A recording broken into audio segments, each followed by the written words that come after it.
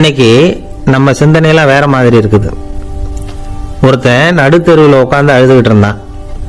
அந்த வழியா வந்தவர் கேட்டார், ஏப்பா அழற அப்படின்னு கேட்டார். 5 ரூபா சார், இந்த இடத்துல விழுந்துட்டுது, ரொம்ப நேரமா தேடுறேன், கிடைக்காது போல இருக்கு அப்படின்னா. எப்போ தொலைஞ்சுது அப்படின்னு கேட்டார். அது எனக்கு தெரியாது சார், பணத்தை தொலைச்சவன் தேடி பார்த்துட்டு போயிட்டான், நான் அவனுக்கு பின்னாடி தேட வந்தவன் அப்படின்னு சொல்லிவிட்டு மறுபடியும் தேட ஆரம்பிச்சானா. ஒரு தெருவில் சில சிறுவர்கள் விளையாடிட்டு இருந்தாங்க. ஏதோ ஒரு உயரமான கல்லை நடுத்தெருவில் வச்சு அதை சுற்றி சுற்றி ஓடி வந்துகிட்டு இருக்கிறாங்க. அது என்ன விளையாட்டோ அவங்களுக்கு தான் தெரியும். கொஞ்ச நேரம் அப்படி விளையாடிக்கிட்டு இருந்தவங்க விளையாடி முடிச்சதும் அந்த கல்லை நடுத்தெருவில் அப்படியே விட்டுட்டு அவங்கவுங்க வீட்டுக்கு ஓடி போயிட்டாங்க. அதுக்கப்புறம் அந்த வழியாக 2 பெண்கள் பேசிக்கிட்டே வந்தாங்க. பேச்சு சுவாரஸ்யத்தில் நடுத்தெருவில் இருந்த அந்த கல்லை கவனிக்கல, காலில் இடிச்சுட்டுது, லேசா ரத்தம் வந்துட்டுது, வலி தாங்கலை. காலில் இடிச்சுக்கிட்ட பொண்ணு திட்ட ஆரம்பிச்சுட்டுது. வர வர ஊர் உலகம் ரொம்ப கெட்டு போச்சு, யாருக்கும் பொறுப்பே கிடையாது பாரு, இப்படி நடுத்தெருவில் பொறுப்பு இல்லாமல் இப்படி கல்லை போட்டு வச்சிருக்கிறாங்களே, இது நியாயமா அப்படின்னு சொல்லி இந்த சமூகத்தை கடுமையாக விமர்சனம் பண்ணிட்டு அவங்க போயிட்டாங்க. கொஞ்ச நேரம் கழிச்சு ஒரு வாலிபன் அந்த வழியாக வந்தான். அந்த கல்லை பார்த்தான், நின்னான், ஒரு நிமிஷம் யோசனை பண்ணான், என்ன பண்ணலாம்னு பார்த்தான். தன்னுடைய வீரத்தையும் பலத்தையும் காட்டணும்னு நினைச்சான். பின்னாடி போனான். அப்புறம் வேகமாக ஓடி வந்து ஒரு சின்ன ஹை ஜம்ப் அப்படியே துள்ளி குதிச்சான். துள்ளி குதிச்சு தாண்டி அந்த பக்கமாக போய் விழுந்தான். அப்படியே விசில் அடிச்சுக்கிட்டு அவன் பாட்டுக்கு நடந்து போகிறான். அடுத்தபடியாக ஒரு காதல் ஜோடி அந்த வழியாக வந்தது. நடுத்தெருவில் கண்ணில் பட்டது. அவங்க 2 பேரும் ரொம்ப நெருக்கமாக சேர்ந்து வந்துகிட்டு இருக்கிறாங்க. நடுவில் கல் இருக்கிறதுனால கொஞ்ச நேரம் 2 பேரும் விலகி மறுபடியும் இந்த பக்கம் வந்து சேர்ந்து போகணும். கொஞ்ச நேரம் நாம் பிரிய வேண்டி இருக்குதே அப்படின்னு வருத்தத்தோட முணுமுணுத்துக்கிட்டே இந்த பக்கம் வந்தாங்க. அதுக்கப்புறம் வழக்கம் போல சேர்ந்து அவங்க பாட்டுக்கு எதிர்காலத்தை பற்றி கற்பனை பண்ணிக்கிட்டே போயிட்டாங்க. கடைசியாக அந்த வழியாக பார்வை இல்லாத ஒருத்தர் வந்துகிட்டு இருக்கார். அவர் கையில் வழக்கமாக வச்சிருக்கிற அந்த ஊன்றுகோல், கையில் இருக்கிற அந்த ஊன்றுகோலால் தனக்கு முன்னாடி அப்படியே தட்டிக்கிட்டு பார்த்துக்கிட்டே அவர் மெதுவாக நடந்து வந்துகிட்டு இருக்கிறார். வழியில் இருக்கிற அந்த கல் தட்டுப்பட்டது. உடனே நடுத்தெருவில் ஒரு கல் இருக்குங்கிறத அவர் புரிஞ்சுக்கிட்டார். உடனே குனிஞ்சார், அந்த கல்லை தடவி பார்த்து எடுத்தார், தெரு ஓரமாக கொண்டுட்டு போய் போட்டார். அதுக்கப்புறம் அவர் பாட்டுக்கு அவர் வழியில் நடந்து போனார். இப்போ இதில் பல பேர் வந்தாங்க போனாங்க. இவங்களில் பார்வை உள்ளவங்க யார், பார்வை இல்லாதவங்க யார்? இப்படி ஒரு கேள்வி கேட்டால் என்ன பதில் சொல்ல முடியும்? கொஞ்சம் யோசிச்சு பார்த்தா இன்னைக்கு பல பேர் இப்படி தான் இருந்துகிட்டு இருக்கிறோம். ஒரு ஆள் பார்க்கறதுக்கு பெரிய மனுஷன் மாதிரி இருக்கார். ஒரு தெரு வழியாக நடந்து வந்துகிட்டு இருந்தார். இருட்டு நேரம். வழியில் ஒரு பெரிய கல் கிடந்தது, கருங்கல். பார்த்தார், கொஞ்ச நேரம் யோசிச்சார். போய் தூக்கி பார்த்தா ரொம்ப கனமாக இருந்தது. இன்னொரு ஆள் சேர்ந்தாதான் தூக்க முடியும். இவர் உடனே ரோட்டு ஓரமாக போய் ஒரு மரத்தடியில் உட்காந்துக்கிட்டார். 2 பக்கமும் பார்த்துக்கிட்டே இருக்கார், யாராவது வர்றாங்களான்னு. கொஞ்ச நேரத்தில் ஒருத்தர் வந்தார், இவருக்கு தெரிஞ்சவர். என்னங்க இந்த நேரத்தில் இங்கே உட்காந்துருக்குறீங்கன்னு கேட்டார் அவர். அதுவும் அந்த கருங்கல் அப்படின்னு சுட்டி காட்டினார். ஓ, அதை தூக்கி ஓரமாக போடணுமா, வாங்க 2 பேரும் தூக்கலான்னார் வந்தவர். நான் அதுக்காக உட்காந்துருக்கலன்னார் இவர். பின்ன வேற எதுக்காகன்னார் அவர். ஒரு மனுஷன் கருங்கல்லில் காலை இடிச்சுக்கிட்டான்னா எப்படி துள்ளுவான்னு பார்க்கணுங்கிறது எனக்கு ரொம்ப நாளாக ஒரு ஆசை, அதுக்காக தான் உட்காந்துருக்கிறேன் அப்படின்னாராம். என்னுடைய நண்பர் ஒருத்தர் ஆழ்ந்த சிந்தனையில் இருந்தார். என்ன யோசனை பண்ணுறீங்கன்னு கேட்டேன். தலைவர் ஆகணும்னு பார்க்குறேன், அதுதான் என்ன வழின்னு யோசிச்சுக்கிட்டு இருக்கேன்னார். நான் கூட அது மாதிரி யோசிச்சு பார்த்தேன், அதுக்கப்புறம் அந்த யோசனையை கை விட்டுட்டேன் அப்படின்னோம். ஏன்னு கேட்டார். அதுக்கான தகுதிகள் நமக்கு இல்லைங்கிறது புரியுது. அது நமக்கு புரியறத விட நம்ம விட மற்றவங்களுக்கு நல்லா புரிஞ்சு போச்சு, அதனால பேசாமல் கம்முன்னு இருந்துடுறது தான் நல்லது அப்படின்னோம். தலைவர் ஆகிறதுக்கு தகுதிகள் வேற உண்டோ அப்படின்னு கேட்டார். அவர் யதார்த்தமாக தான் கேட்குறார். நாங்கள் உடனே எங்ககிட்ட இருந்த ஒரு புத்தகத்தை எடுத்து அவர்கிட்ட கொடுத்தோம், படித்து பாருங்கன்னு. தலைவர் ஆகிறதுக்கு என்ன வழி அப்படிங்கிறத பற்றி அதில் போட்டிருக்கிறாங்க. முதல் வழி என்ன தெரியுமா?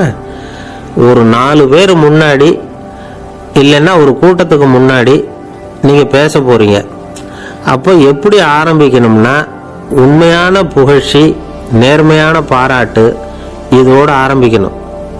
எடுத்ததுமே அது சரியில்லை இது சரியில்லைன்னு பேசிகிட்டு இருக்கக்கூடாது.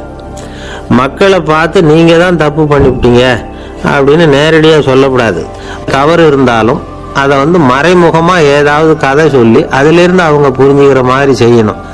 அடுத்தவங்க பண்ண தப்பு என்னன்னு அலசறதுக்கு முன்னாடி நீங்கள் பண்ணின தப்பு என்னங்கிறத பற்றியே பேசுங்க. எதுக்கும் நேரடியாக உத்தரவு போட்டுக்கிட்டு இருக்கக்கூடாது.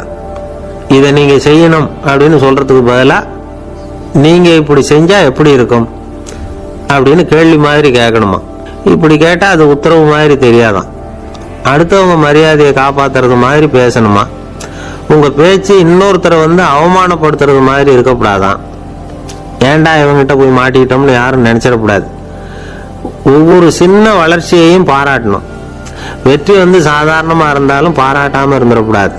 பாராட்டும் போது தாராளமா இருக்கணும். குறை சொல்லும் போது கவனமா இருக்கணும். வாய்க்கு வந்தபடி பேசிவிட்டா அதுக்கப்புறம் வகையா மாட்டிக்கிட்டு முழிக்க வேண்டியிருக்கும். நீங்க பேசுறது இன்னொருத்தருக்கு ஒரு கௌரவத்தையும் மரியாதையும் உண்டு பண்றது மாதிரி இருக்கணும். நீங்க பேசுறது அடுத்தவங்களுக்கு இருக்கிற கொஞ்ச நெஞ்ச மரியாதையும் எடுத்து விடுறது மாதிரி இருக்கக்கூடாது. உங்க பேச்சை கேட்டா கேட்கறவங்களுக்கு ஒரு ஊக்கம் வரணும், உற்சாகம் வரணும். தவறு எதுவா இருந்தாலும் அது சுலபமா திருத்திக்கலாம், சரி பண்ணிக்கலாங்கிறது மாதிரி இருக்கணும் உங்க பேச்சு. அடுத்தவங்களை சந்தோஷப்படுத்துங்க. உங்க யோசனையை கேட்டு நடந்துக்கிறதுனால அந்த சந்தோஷம் அவங்களுக்கு கிடைக்கணும். இந்த தகுதியெல்லாம் உங்ககிட்ட இருந்தா நீங்க ஒரு சிறந்த தலைவராகலாம் அப்படின்னு அந்த புஸ்தகத்துல போட்டிருக்கு. இந்த காலத்துல தலைவர் ஆகிறதுக்கு வேற சில தகுதிகள்லாம் கூட தேவைப்படுது. ஒரு புள்ள தன்னுடைய அப்பா கிட்ட, அப்பா உன்ன மாதிரியே நானும் அரசியல்ல சேரணும், தலைவர் ஆகணும்னு ஆசைப்படுறேன், இன்னையிலிருந்து எனக்கு அரசியல் பாடம் கத்து கொடு அப்படின்னு கேட்டிருக்கான். அவரும் சரின்னு சொல்லிவிட்டு ஒரு பெரிய ஏணி எடுத்துட்டு வந்தாராம். ஒரு செவுத்துல சாத்தினார். இந்த ஏணியில ஏறி உயர போய் அங்க பரன் மேல இருக்கிற ஒரு புத்தகத்தை எடுத்துட்டு வாடான்னு இருக்கார்.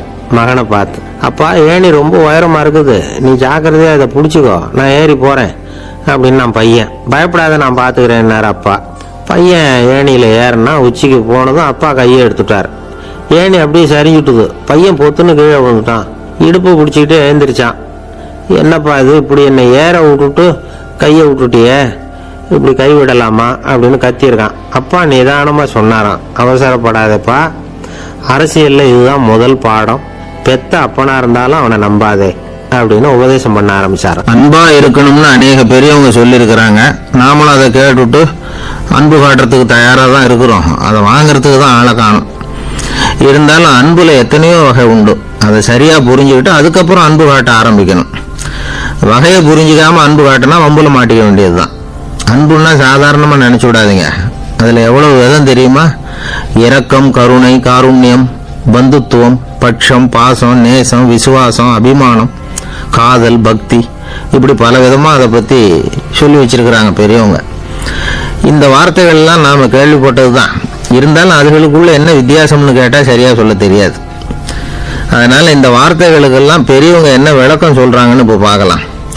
எளியவர்கள் மேல செலுத்துற அன்பு இருக்கு பாருங்க, அதுக்கு இரக்கம்னு பேரு.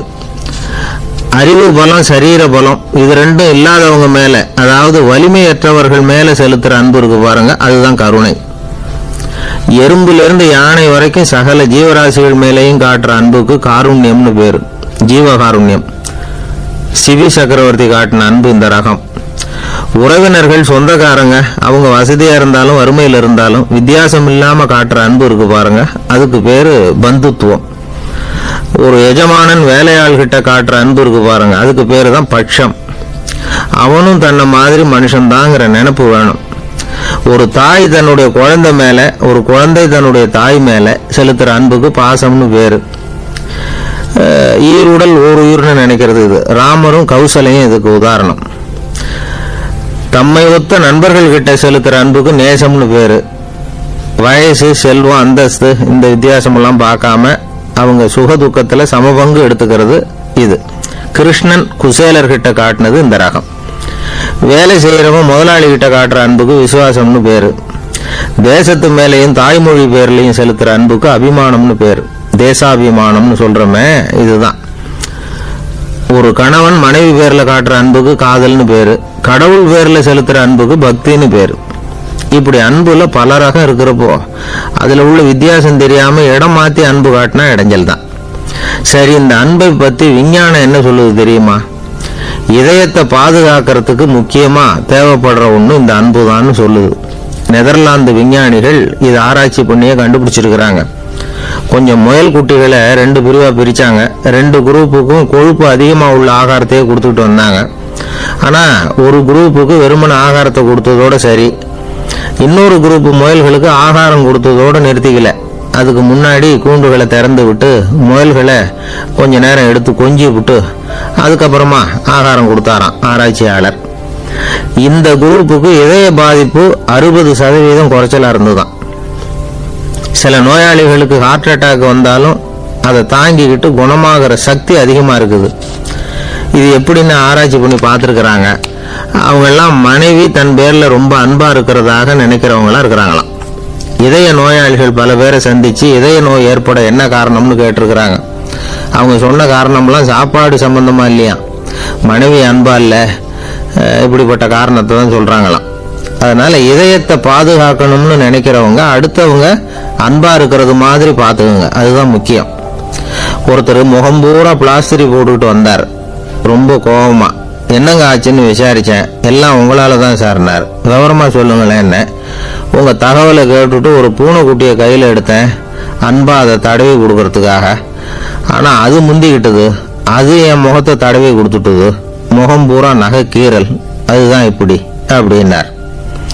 அன்புல அறிவு சேராததுனால வந்த கோலம். அவர் ஒரு பெரிய குடும்பத்துல பிறந்தவர். இருக்கிற சொத்துக்கள் எல்லாத்தையும் வாரி வழங்கிவிட்டு காட்டுக்கு புறப்பட்டார் தவம் செய்யறதுக்காக. இருந்தது பூராவும் கொடுத்துட்டார். இனிமே எதுவுமே இல்லை கொடுக்கறதுக்கு. அப்போ கடைசியா ஒருத்தன் வந்து கையை நீட்டினான். ஐயா ஏதாவது கொடுங்கன்னா. அவர் பார்த்தார். கட்டியிருக்கிற வேட்டியை தவிர வேற எதுவுமே இல்லை. 8 முழம் பட்டு வேட்டி ஜரிகை கரையோடு இருக்குது. கடைசியா அதை தான் எடுத்து கட்டிக்கிட்டு அவர் புறப்பட்டு இருக்கிறார். அவர் பார்த்தாரு, எதிரில் அவன் பரிதாபமா நின்றுட்டு இருக்கிறான். அந்த 8 முழ வேட்டியை 2ஆ கிழிச்சார். 4 முழத்தை அவங்ககிட்ட கொடுத்துட்டு மீதி 4 முழத்தை தன்னோட இடுப்புல கட்டிக்கிட்டு அவர் காட்டுக்கு போயிட்டார். இவன் என்ன பண்ணான் தெரியுமா, கையில கிடைச்ச 4 முழத்தை எடுத்துக்கிட்டு கடை வீதிக்கு போனான். பழைய பட்டு வேட்டி ஜருகை இதெல்லாம் விலைக்கு வாங்குற வணிகர் ஒருத்தர் இருந்தார். அவர்கிட்ட போனான். இதை விலைக்கு எடுத்துக்கிறீங்களான்னு கேட்டான். அவர் வாங்கி பார்த்தார். ஆஹா, ரொம்ப அருமையான வேட்டி, விலை வசந்த ஜருகை, இது ஏது உனக்குன்னு கேட்டார். அவன் நடந்ததை சொன்னான். அப்படின்னா ஒன்று செய்ய, இந்த வேட்டியோட இன்னொரு பாதியையும் மெதுவாக வாங்கிட்டு வந்துரு, உனக்கு நிறைய பணம் தரேன் அப்படின்னார் அந்த வணிகர். இவன் கொஞ்சம் யோசனை பண்ணி பார்த்தான். கொஞ்சம் இருங்க, அதை வந்துடுறேன் அப்படின்னு சொல்லிவிட்டு நேராக காட்டுக்கு போனான். அவர் எங்கே இருக்காருன்னு தேடி கண்டுபிடிச்சான். அவர் ஒரு இடத்துல தவக்கோலத்தில் இருக்கிறார். கட்டியிருந்த இடைவேட்டியும் அவரை அறியாமலே நழுவி கீழே விழுந்து கிடக்குது. இவனுக்கு ரொம்ப வசதியாக போச்சு. அவரை கேட்க வேண்டிய அவசியமே இல்லை. மெதுவாக சத்தம் போடாமல் அடி மேலே அடி வச்சு நெருங்கினான். அவர் கண்ணை மூடிக்கிட்டு அவர் பாட்டு நின்றுட்டு இருக்கார். இவன் மெதுவாக போய் கீழே கிடந்த அந்த துணியை எடுத்துக்கிட்டு சத்தம் போடாமல் திரும்பி நடந்தான். அப்படி கொஞ்சம் தூரம் நடந்திருப்பான். அப்படி ஓட ஆரம்பிக்கிற சமயத்தில் அவன் காலில் கீழே கிடந்த முள்ளு ஒன்று நறுக்குன்னு தைச்சு விட்டுது. வலி தாங்க முடியாமல் அம்மான்னு கத்திவிட்டான். இந்த சத்தத்தினால கண்ணை மூடி நின்றுகிட்டு இருந்த அவர் தவம் கலைஞ்சுது. மெதுவாக கண்ணை திறந்து பார்க்கறார். தன் இடையில இருந்த வேட்டி அவன் கையில் இருக்கு.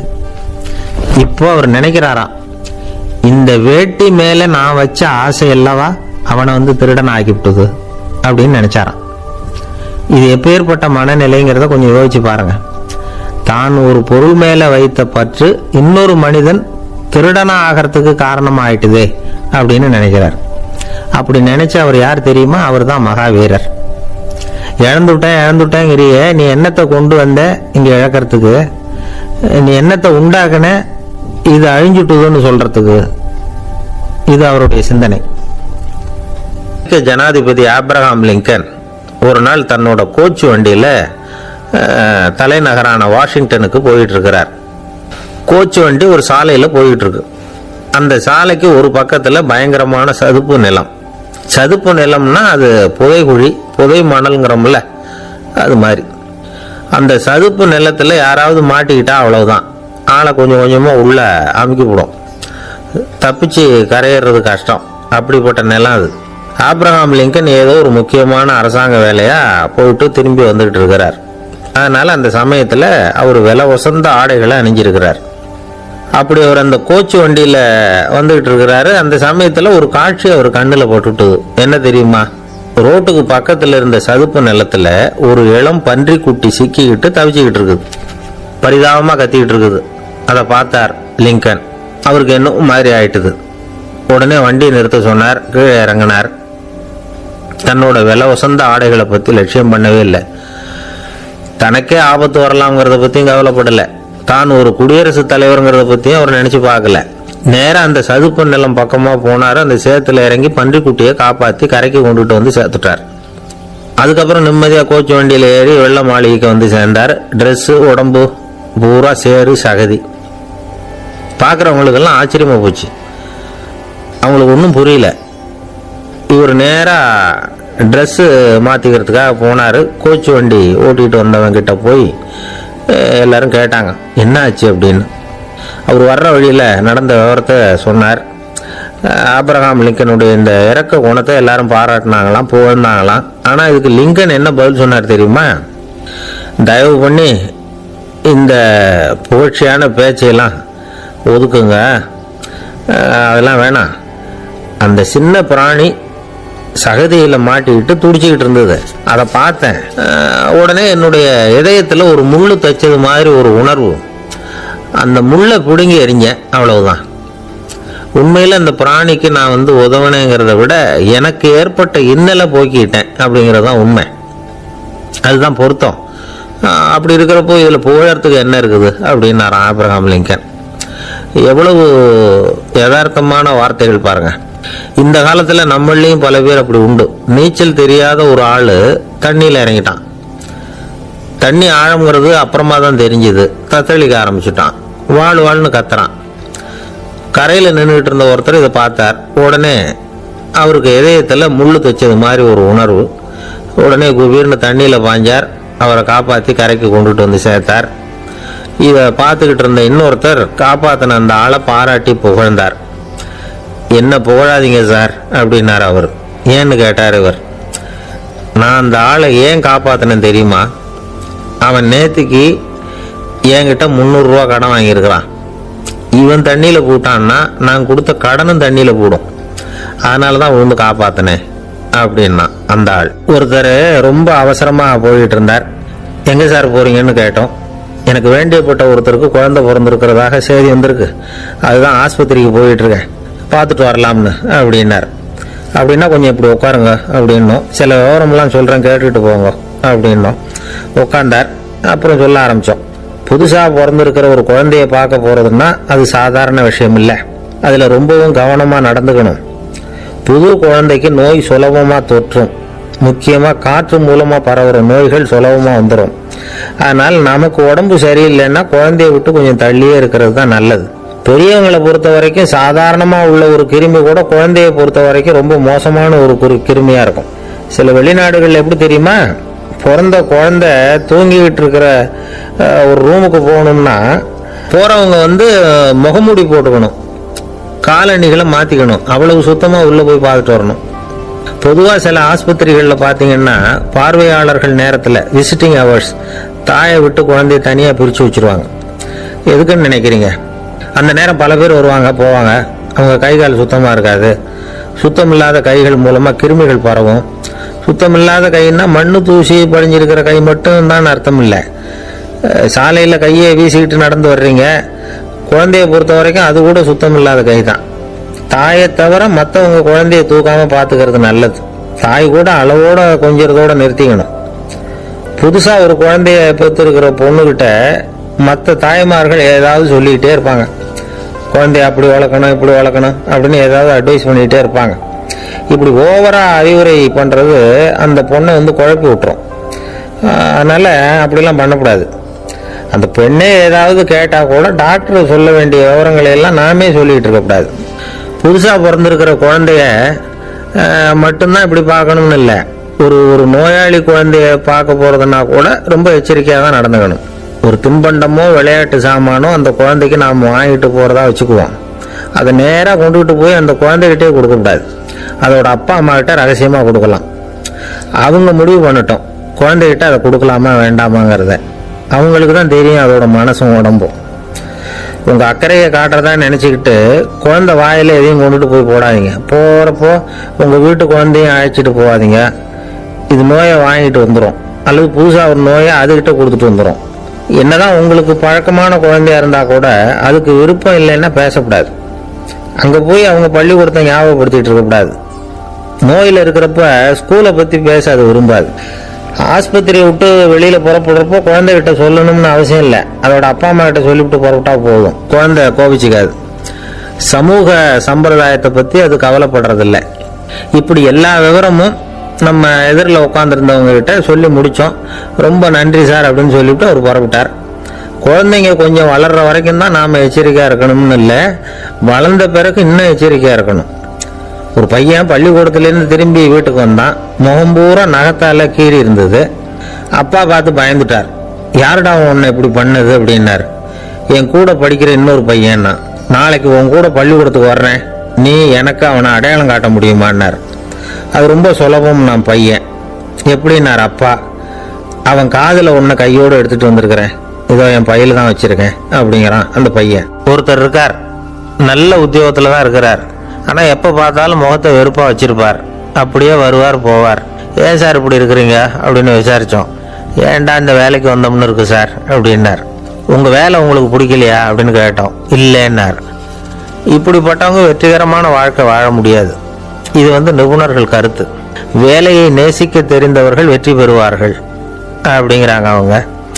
எந்த துறையாக இருந்தாலும் சரி, அந்த துறையில் வெற்றிகரமாக இருக்கிறவங்கள விசாரித்து பாருங்கள். எனக்கு என்னுடைய வேலை ரொம்ப பிடிக்கும் அப்படின்னு சொல்கிறவங்களா தான் இருப்பாங்க. அப்படி இருந்தால் தான் அது வெற்றிகரமாக இருக்க முடியுது அவங்களால. ஒருத்தனுக்கு பிடித்தமான பொழுதுபோக்கே அவனுடைய தொழிலாக இருந்துட்டுதுன்னா அவனை மாதிரி கொடுத்து வச்சவன் வேற யாரும் இல்லை அப்படிங்கிறார் பெர்னாட் ஷா. ஒரு தடவை மன்னர் ஹுமாயூன் உயிரை தண்ணீர் முண்டு ஊற்றுகிற தொழிலாளி ஒருத்தர் காப்பாற்றினாராம் அந்த ஹுமாயூன் உயிரை. உடனே மன்னர் கேட்டிருக்கார், உனக்கு என்ன வேணும்னாலும் கேளு தரேன், உயர் பதவி வேணுமா அப்படின்னு கேட்டாராம். மன்னா, மக்களின் தாகம் தீர்க்கக்கூடிய இந்த பணியை விட உயர்ந்தது உண்டா அப்படின்னாராம் அந்த தொழிலாளி. அவரால் அவருடைய வேலையை நேசிக்க முடிஞ்சுது, அதனால் மகிழ்ச்சியாக இருக்க முடிஞ்சுது. நாமெல்லாம் அப்படி இல்லை. வேலை கிடைக்கிற வரைக்கும் கிடைச்சா போதும் அப்படின்னு இருக்கோம். கிடைச்சதுக்கப்புறம் ஏன்டா இந்த வேலைக்கு வந்தோம்னு ரொம்பவும் அழுத்துக்குவோம். சரி, நாம் இருக்கிற இடத்துல நாம் வெற்றிகரமாக இருக்க வழி உண்டா அப்படின்னா உண்டுன்னு சொல்கிறாங்க. அதாவது மன இயல் நிபுணர்கள் இருக்கிறாங்க இல்லையா, அவங்க அதுக்கு முக்கியமாக 6 வழிகள் சொல்கிறாங்க. நீங்கள் ஒரு அலுவலகத்தில் வேலை பார்க்குறவரா அப்படின்னா இதை கேளுங்க. அதாவது உங்கள் மேலதிகாரி எதிர்பார்ப்புக்கு தகுந்த மாதிரி உங்கள் வேலை இருக்குதா? அப்படி இல்லைன்னா முதல்ல உங்கள் வேலையின் தரம் உயரணும். உங்களுக்கு மேலே கீழே வேலை பார்க்குற பணியாளர்கள்கிட்ட நல்ல விதமாக பழகிறீங்களா? அந்த உறவு முறையில் ஏதாவது குறை இருந்தால் அதை கண்டுபிடிச்சி சரி பண்ணுங்க. நம்பிக்கைக்கு உரியவர் அப்படின்னு நீங்கள் பேர் எடுக்கணும். நீங்கள் எடுக்கிற முடிவு நல்ல முடிவாக தான் இருக்கும் அப்படின்னு அடுத்தவங்க சொல்லணும். உங்கள் தோற்றத்துக்கு முக்கியத்துவம் கொடுங்க. இது மனம் உடல் ரெண்டும் சம்மந்தப்பட்டது. அதனால் மனசையும் ஆரோக்கியமாக வச்சுருக்கணும், உடம்பையும் ஆரோக்கியமாக வச்சுருக்கணும். உங்களுடைய நிர்வாகம் செயல்படுற விதத்தை நல்லா புரிஞ்சு வச்சுக்கணும். உங்களுடைய நிர்வாகம் இப்போ ஒரு காரியம் செய்யுதுன்னு வச்சுங்க, ஏன் அப்படி செய்யுது, எதுக்காக அப்படி செய்யுது, அதனுடைய குறிக்கோள் என்ன, அது நீடிக்கிறதுக்கு காரணம் என்ன, இதெல்லாம் தெரிஞ்சுக்கணும். சிரிப்புக்கு வஞ்சகம் பண்ணக்கூடாது, நல்லா சிரிக்கணும், அப்போ தான் அது திரும்ப கிடைக்கும். கடந்த கால தோல்வியை பற்றி கவலைப்படக்கூடாது. முதலாளி விருப்பம் தெரிஞ்சு நடந்துக்கிறது நல்லது தான். அதுக்காக காக்கா பிடிக்கணுங்கிற அவசியம் இல்லை. உங்களுக்கு ஒரு பொறுப்பான வேலை கிடைக்குது, உடனே சத்தம் குழப்பம் அப்படின்னு சூழ்நிலையை இறுக்கமாக ஆக்கிடக்கூடாது. எந்த சூழலையும் இயல்பாக கையாளக்கூடியவர் அப்படிங்கிறத காட்டணும். இதெல்லாம் உங்கள் துறையில் நீங்கள் வெற்றி பெற நிபுணர்கள் சொல்கிற யோசனைகள்.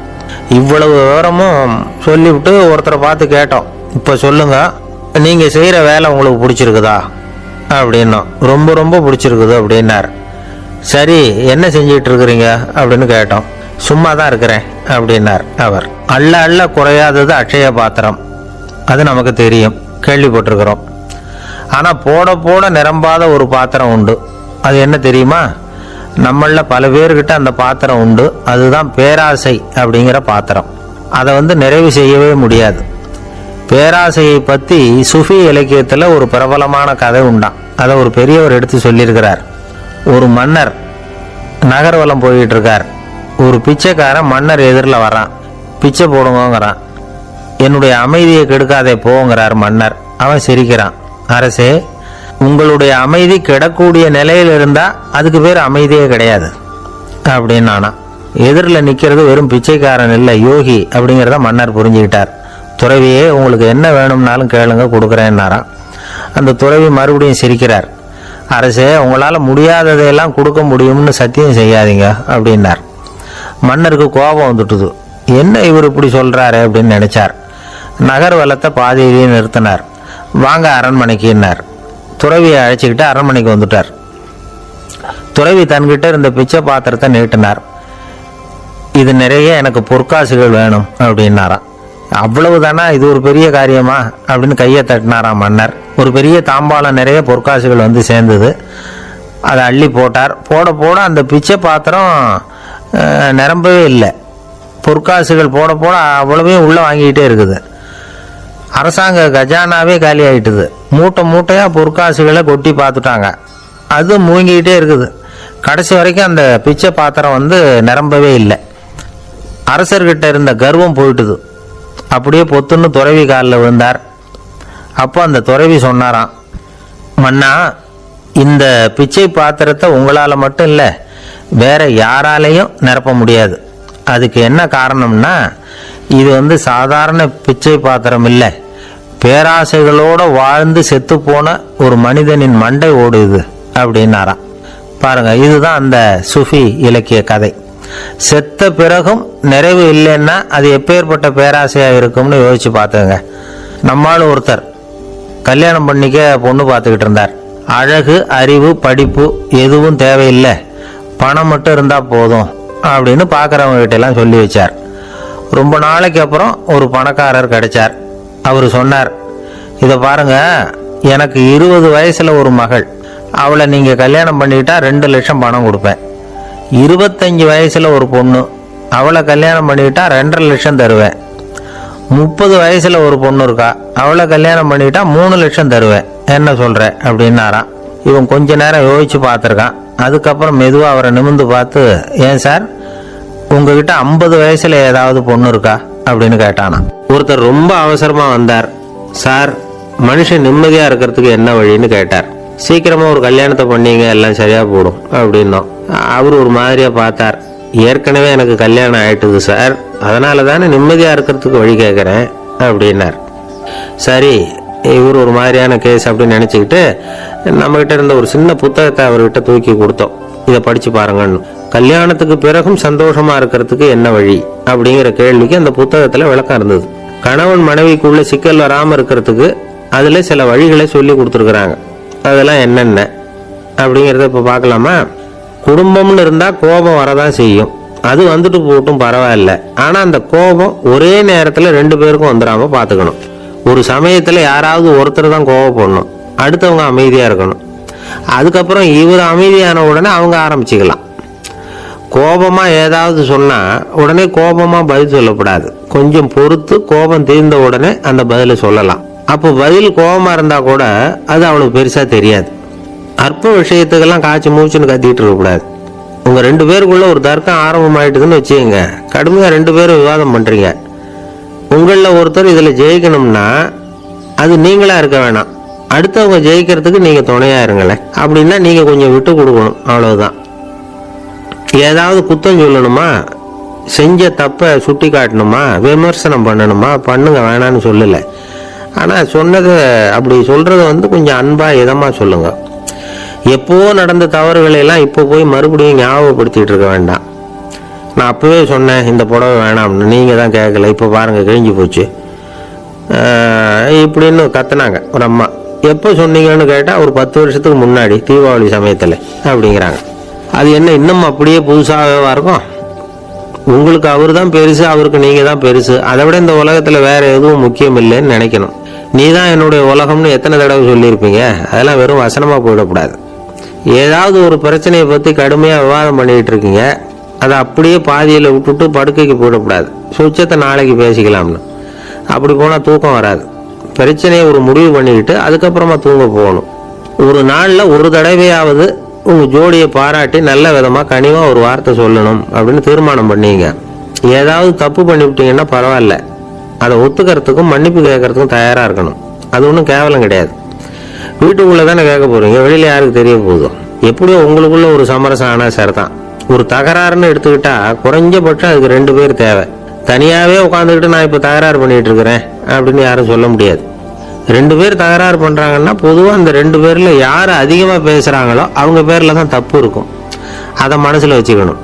இதெல்லாம் தான் அந்த புத்தகத்தில் போட்டிருக்கிற வழிமுறைகள். இவ்வளவும் சரியாக வரலைன்னா அப்புறமா சொல்லுங்கள், வேற புத்தகம் ஏதாவது இருக்கான்னு தேடுவோம். ஒரு கணவன் தன்னுடைய மனைவியை அழைச்சிட்டு ஒரு மனோதத்துவ டாக்டர் கிட்ட வந்தாராம். டாக்டர், எங்களுக்கு கல்யாணம் ஆகி 30 வருஷ காலமாக நாங்கள் ஒரு விஷயத்தில் கூட ஒத்து போனதில்லை அப்படின்னு ஆரம்பித்தார். உடனே அந்த அம்மா குறுக்கிட்டு, அது 30 வருஷம் இல்லை 32 வருஷம் அப்படின்னாங்களாம். சில பேரை இப்படி சொல்கிறது உண்டு. அடுத்தவங்களை அனுசரித்து நடந்துக்க தெரியல, அவன் என்ன சார் மனுஷன் அப்படிம்பாங்க. சக மனிதர்களோட எப்படி பழகிறது அப்படின்னு தெரியாதனாலேயே பல பேர் இன்னைக்கு சங்கடப்பட்டுக்கிட்டு இருக்கிறாங்க. வசதி வாய்ப்பெல்லாம் சரியாக இருக்கும், ஆனால் வாழ்க்கை சரியாக இருக்காது. இன்னொருத்தர்கிட்ட எப்படி பேசுறது பழகிறதுங்கிறது தெரியாதனால தான் இந்த அவஸ்தை. சரி, இந்த அவஸ்தை இல்லாமல் வாழறது எப்படி? இதுக்கு அனுபவசாலிகள் சில வழிமுறைகளை சொல்கிறாங்க. அதெல்லாம் என்னென்னங்கிறத இப்போ தெரிஞ்சுக்குவோம். முதல்ல நம்ம நாக்கு நம்ம கண்ட்ரோலில் இருக்கணும். வார்த்தைகளை கொட்டிவிட்டு அதுக்கப்புறம் அள்ள முடியாமல் கடந்து கஷ்டப்படக்கூடாது. எப்படி பேசுகிறோங்கிறதும் முக்கியம், பேசுகிறப்ப எப்படி முகத்தை வச்சிருக்கிறோங்கிறதும் முக்கியம்.